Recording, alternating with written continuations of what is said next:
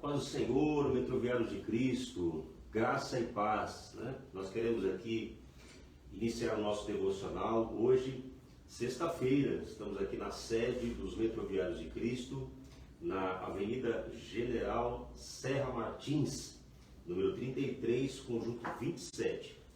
Eu queria meditar com você na palavra de Deus, a Bíblia Sagrada, em Mateus, né? No Evangelho de Jesus Cristo, escrito por Mateus, capítulo de número 5.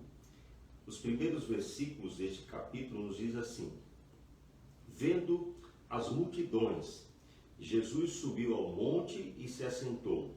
Seus discípulos aproximaram-se dele e ele começou a ensiná-los, dizendo: Bem-aventurados os pobres em espírito, pois deles é o reino dos céus.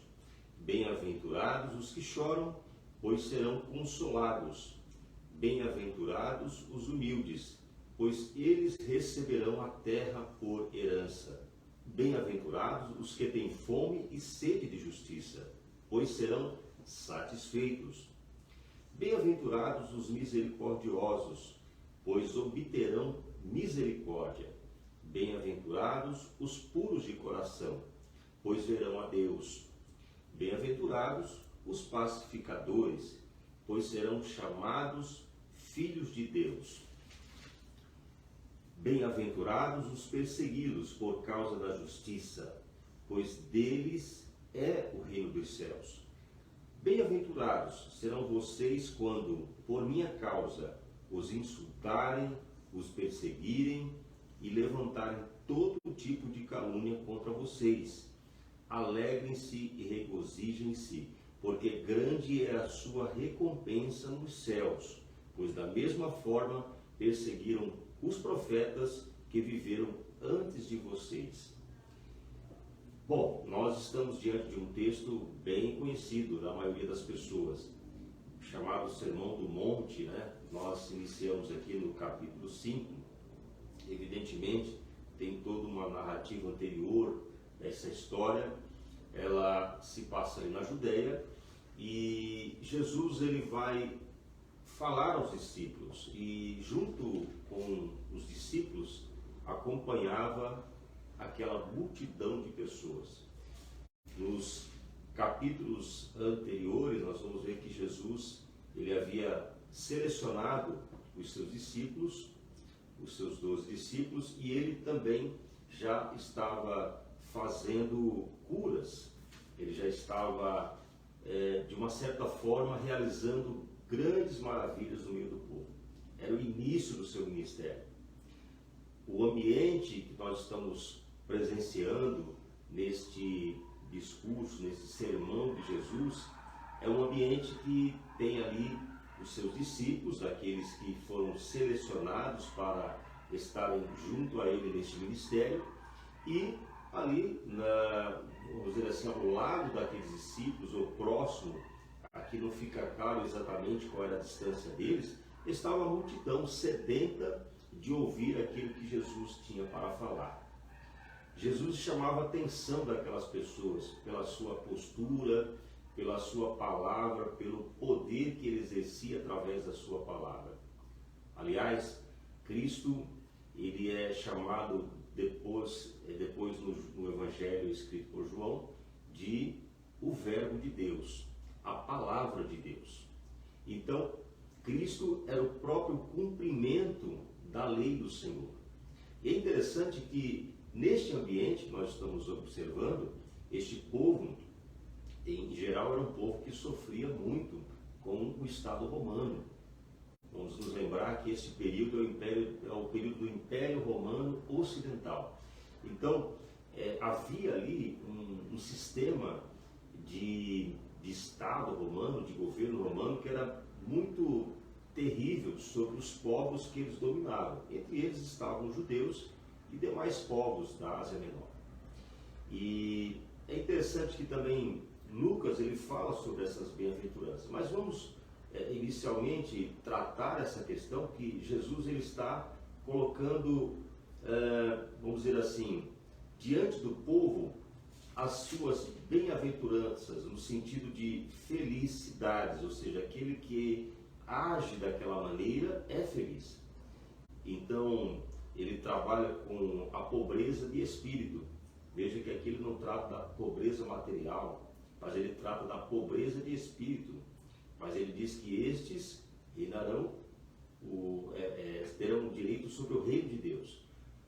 Não é que eles seriam donos do reino de Deus, ou teriam algum domínio sobre o reino de Deus por serem pobres de espírito, no sentido da fraqueza, mas sim no sentido de ter um espírito humilde diante de Deus.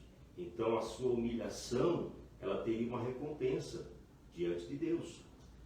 Ele trata dessa pobreza de espírito no sentido de que você não pode ser soberbo, você não pode ser arrogante. O servo, aquele que serviria a Deus, ele deveria ter um espírito de acordo com aquele que está disposto a servir.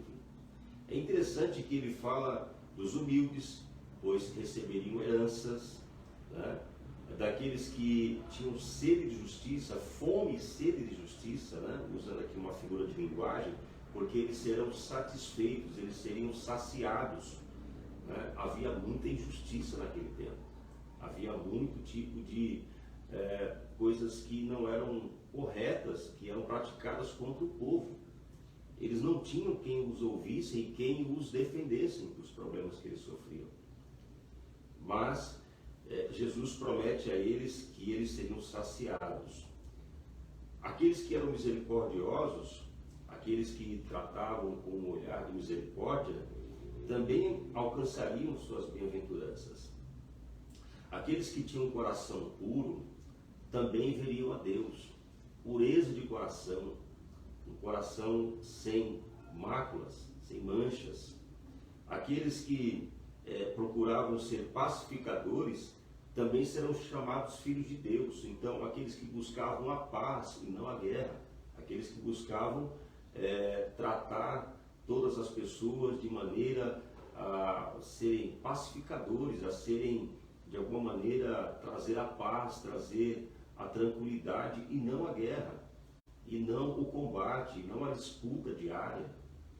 Estes também seriam chamados filhos de Deus. Os que são perseguidos por causa da justiça, também deles seriam o reino de Deus.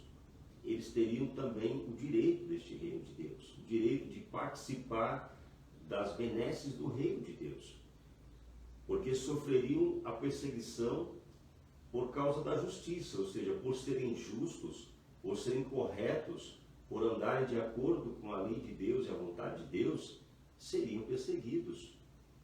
É interessante que ele termina então as suas bem-aventuranças dizendo que quando pela causa de Cristo fossem insultados, fossem perseguidos e muitos se levantarem contra eles com calúnias, né? Declarando crimes que eles não haviam cometidos, mesmo assim, com todo este sofrimento, com toda esta perseguição por causa de Cristo, eles deveriam se regozijar, porque grande seria a recompensa dos céus. Pois da mesma forma, os profetas também tinham sido perseguidos.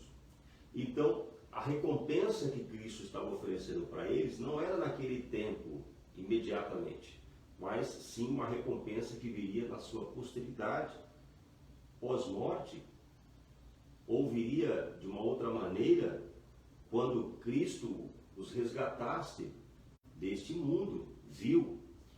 Esse resgate, evidentemente, é um resgate que está prometido na palavra de Deus para aqueles que depois serão chamados igrejas. E nós nos consideramos igreja como o corpo de Cristo.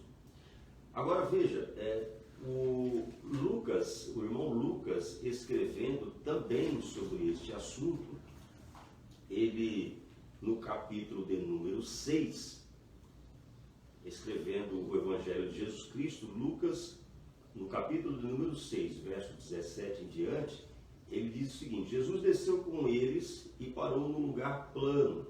Estavam ali muitos dos seus discípulos e uma imensa multidão procedente de toda a Judéia, de Jerusalém, e do litoral de Tiro e de Sidom, que vieram para ouvi-los e serem curados de suas doenças.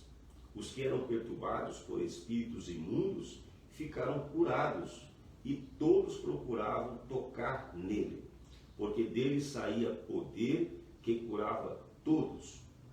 Então Cristo era sempre acompanhado por esta multidão de pessoas sedentas da palavra de Deus, mas também necessitadas, que sofriam muito com seus problemas físicos, mentais, espirituais, materiais, e eles sempre estavam em busca de uma solução, e sabia-se que Cristo era aquele que fazia sinais, Jesus era aquele que fazia sinais.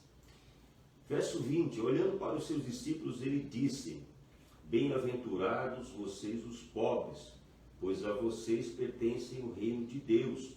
Bem-aventurados vocês que agora têm fome, pois serão satisfeitos. Bem-aventurados vocês que agora choram, pois haverão de rir. Bem-aventurados serão vocês quando os odiarem, expulsarem e insultarem, e eliminarem o nome de vocês como sendo mau por causa do Filho do Homem. Regozijem-se nesse dia e saltem de alegria, porque grande é a sua recompensa no céu, pois assim os antepassados deles trataram os profetas. Mas ai de vocês os ricos, pois já receberam sua consolação. Ai de vocês agora que têm fartura, porque passarão fome.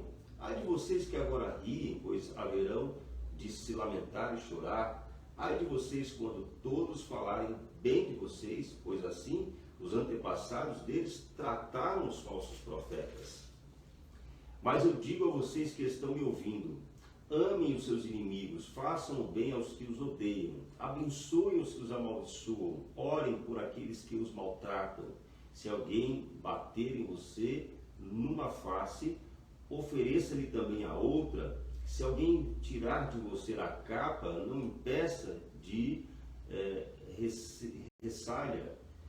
não impeça, porém, de tirar a túnica. Dê a todo aquele que pedir. Se alguém tirar o que pertence a você, não lhe exija o que devolva. Como vocês querem que os outros lhe façam, façam também vocês a eles. Então, é interessante que Lucas, também mencionando sobre as bem-aventuranças, ele trata de algumas bem-aventuranças, não repetem exatamente todas conforme a sequência da narrativa de Mateus, mas também traz a esta questão os comportamentos, as condutas que Deus espera dos homens que servem a Ele, que se convertem à sua palavra.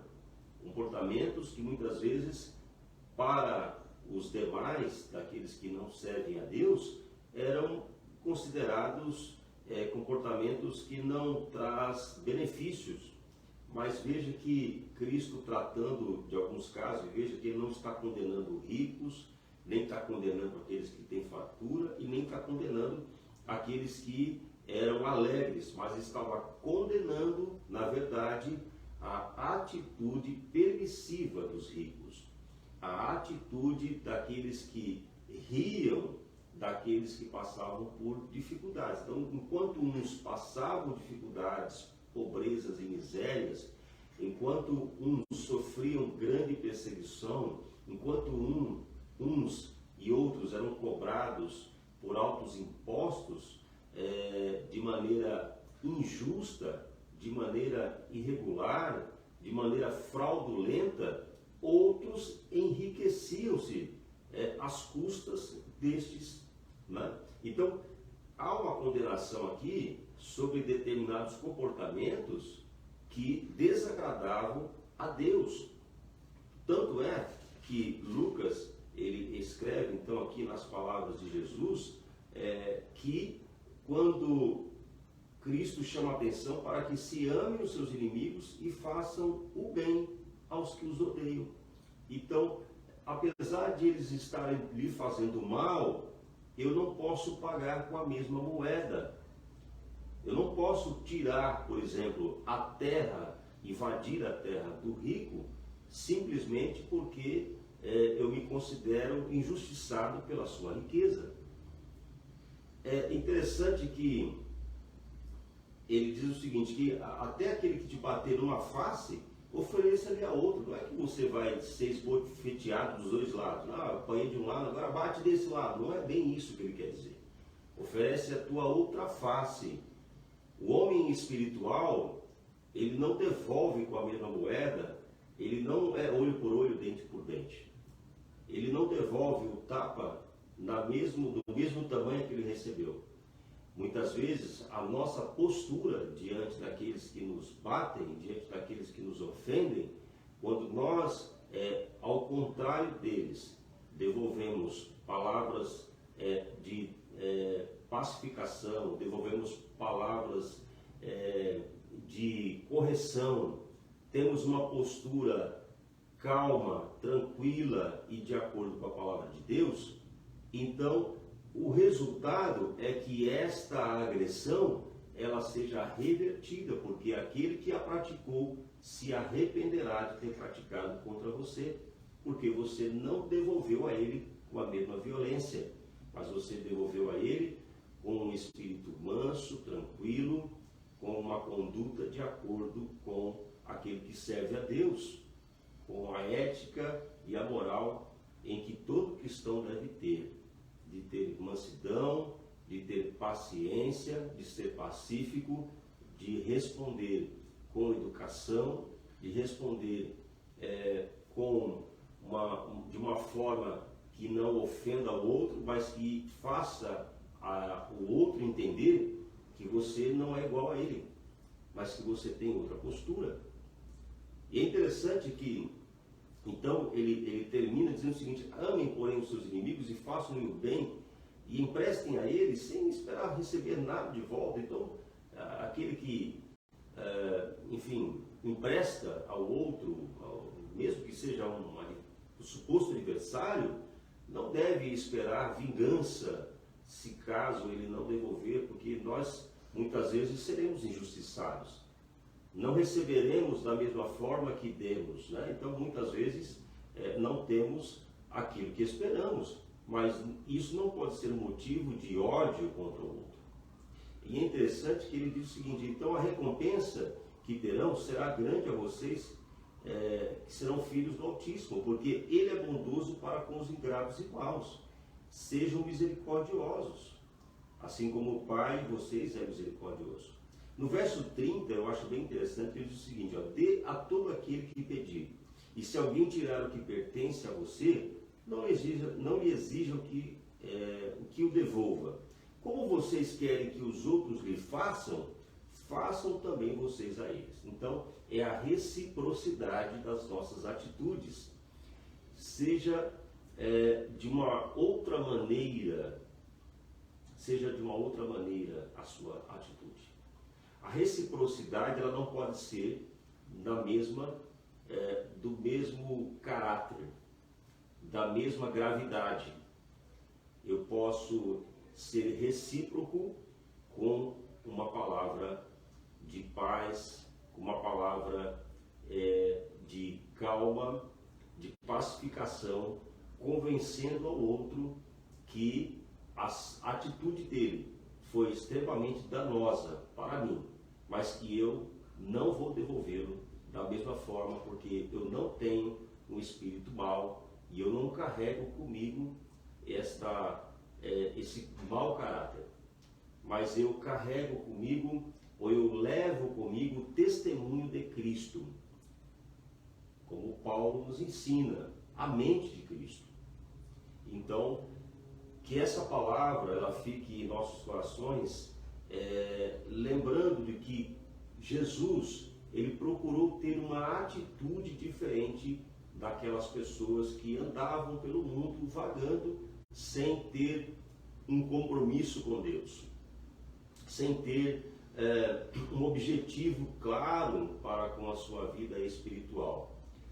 A vida espiritual do homem, uma vez consertada diante de Deus, uma vez de acordo com a palavra de Deus, de acordo com a conduta esperada de Deus, né, para o homem, Então, de acordo com uma ética e uma moral que está descrita dentro daquilo que nós entendemos na doutrina da palavra de Deus, faz com que o homem seja diferente, faz com que o homem e a mulher ajam diferente com a sua família, com o seu cônjuge, né? Faz com que certas práticas, como traição, como furto, como fraudes, enfim, como mentiras, enganos, estas coisas não devem fazer parte do caráter daqueles que servem a Deus.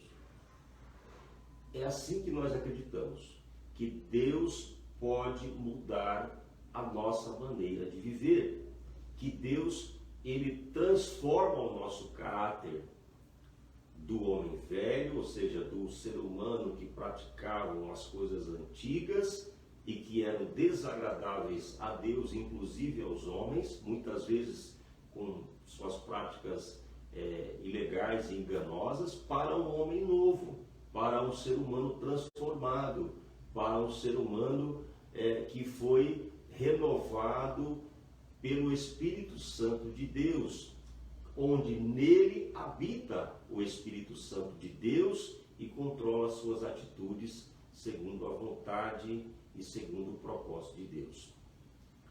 Por isso eu deixo essa palavra para você nesta manhã e eu quero dar aqui alguns avisos aos metroviários de Cristo, a UEMESP, a União dos Evangélicos do Metrô de São Paulo.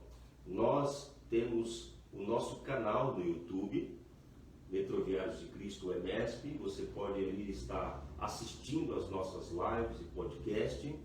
Também temos algumas lives e podcast gravadas aqui no Facebook e também temos algumas transmissões feitas pelo Instagram. Então você pode acessar essas 3 redes sociais. Além disso, nós temos o site metroviariosdecristo.org.br. Você acessa o nosso site e também tem ali as informações e fotos dos eventos que nós temos realizado. Queremos convidar a você para, no mês de julho, também estar conosco na nossa confraternização. E lembrando que no mês de agosto, se der tudo certo, estaremos comemorando o nosso Jubileu de Pérola. Mais uma convocação para você. Metroviários de Cristo, é um convite. Nós queremos formar um coral. E este coral nós queremos formar com os Metroviários de Cristo, seus familiares que quiserem participar, mas vamos dar prioridade para os associados. Aqueles que são associados, que contribuem mensalmente, terão prioridade porque nós temos um número de vaga limitado. A nossa intenção é ter pelo menos de 25 a 30 componentes, devido ao espaço que nós temos disponível. E queremos, se Deus quiser, começar os ensaios a partir do mês de junho, do máximo, iniciando no mês de junho, ou talvez agora no final de maio. Vai depender da nossa programação, da nossa organização. Para isso, eu preciso que você se prontifique, que você se manifeste, que tenha o interesse de participar do coral da UEMESP. Se Deus quiser, em agosto queremos já, quem sabe, inaugurar os primeiros louvores. E em dezembro, se der tudo certo, quem sabe estaremos nos apresentando, não só no metrô de São Paulo, mas também em outros lugares. Que Deus nos dê a oportunidade.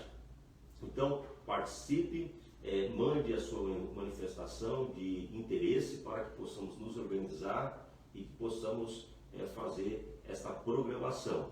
Também nós queremos avisá-los que no dia 27 deste mês de maio, nós teremos um evento muito interessante com o hebraísta, professor, pastor Marcelo Oliveira. Quem quiser saber um pouco mais sobre ele, vá até o Instagram e procure lá Marcelo Hebraísta. O pastor Marcelo, ele é um grande entendedor das línguas, da língua hebraica, e ele tem vários canais, tem participado de vários programas e entrevistas. É uma pessoa que tem 17 livros escritos sobre a cultura judaica, sobre a língua, sobre uma série de coisas interessantes que estão na Bíblia, no Antigo Testamento e no Novo Testamento. Então, você tem a possibilidade de participar dessa palestra no dia 27 de maio, às 15h30, na Vila Guarani. Estaremos disponibilizando o endereço, a entrada é gratuita e nós vamos realizar este evento, uma palestra sobre a fascinante cultura judaica com o hebraísta Marcelo Oliveira. Você é o nosso convidado especial, pode levar um convidado seu, não precisa ser só o associado, porque estaremos realizando no local amplo para ter mais espaço. Então, este é o nosso convite para o dia 27 de maio.